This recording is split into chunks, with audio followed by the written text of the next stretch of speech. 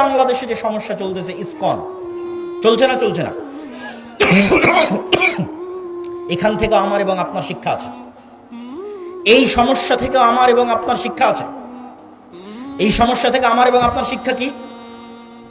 ISKCON নামক যে সংগঠন বর্তমান বাংলাদেশে চলমান আছে, এই ইসকন মূলত হিন্দু ধর্মীয় শ্রী চৈতন্যের মতবাদকে প্রমোট করে, যেটিকে বলা হয় বৈষ্ণব শাখা, হিন্দু ধর্মের বৈষ্ণব শাখা।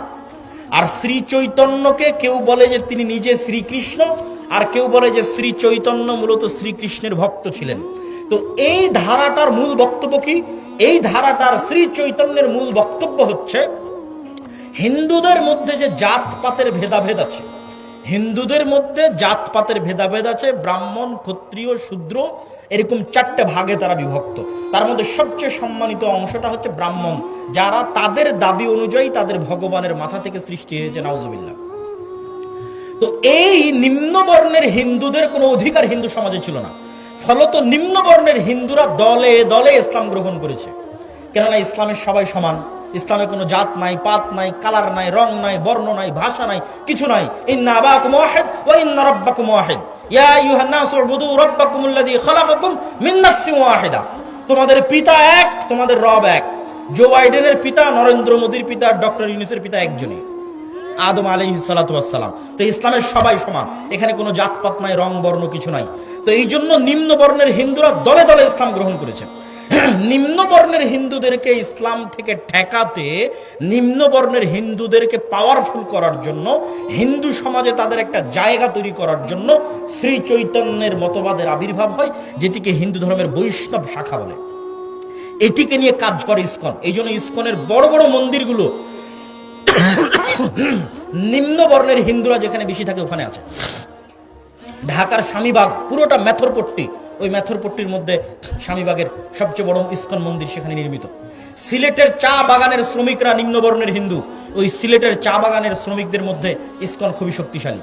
বাংলাদেশের রাষ্ট্রপক্ষের আইনজীবী সাইফুল ইসলাম আলিফ ভাইকে মেথরপট্টিতে হত্যা করা হয়েছে, কেননা মেথরপট্টিতে ইসকন সবচেয়ে শক্তিশালী। নিম্নবর্ণের হিন্দুদের নিয়ে ইসকন কাজ করে। আর ইসকনের কাজ কি? ইসকনের মূল টার্গেট কি? ইহুদিরা ইসরায়েল কিভাবে প্রতিষ্ঠা করেছে? ইহুদিরা ইসরায়েল প্রতিষ্ঠা করেছে কাঁদতে কাঁদতে, মায়া কান্না দিয়ে। আপনার মনে হয় যে আমেরিকা মুসলমানের শত্রু, তাই ইসরায়েলকে টাকা পয়সা, ধন সম্পদ, অর্থ, অস্ত্র দেয় না। মুসলমানের শত্রুতার কারণে যতটা না দেয়, তার চেয়ে বেশি দেয় এই মনে করে যে এরা হচ্ছে অসহায়, এদের থাকার জায়গা নাই, এদের দেখার কেউ নাই। আর এই অসহায়ত্বটা তৈরি করেছে ইহুদিরা। হলোকাস্ট, হিটলার হলোকাস্টে ইহুদিদেরকে হত্যা করেছিল। ওই এক ঘটনা পর্যন্ত ইহুদিরা চলতেছে যে আমাদের পৃথিবীতে থাকার জায়গা নাই, আমরা কই যাব, আমাদের একটা দেশ দরকার, আমাদের মেরে ফেলে দিল, হিটলার আমাদের ধ্বংস করে দিল, dot dot dot dot dot, অসংখ্য কিছু। ঠিক ওই থিওরিটা ইসকন কপি করেছে, যে বাংলাদেশে দেখাতে হবে যেন হিন্দুরা ধ্বংস হয়ে গেল। বাংলাদেশে হিন্দুদেরকে ওপেন গণহত্যা চলতেছে, নাউজুবিল্লাহ, ডাহা মিথ্যা কথা। কিন্তু এটা তারা দেখাতে সক্ষম হচ্ছে।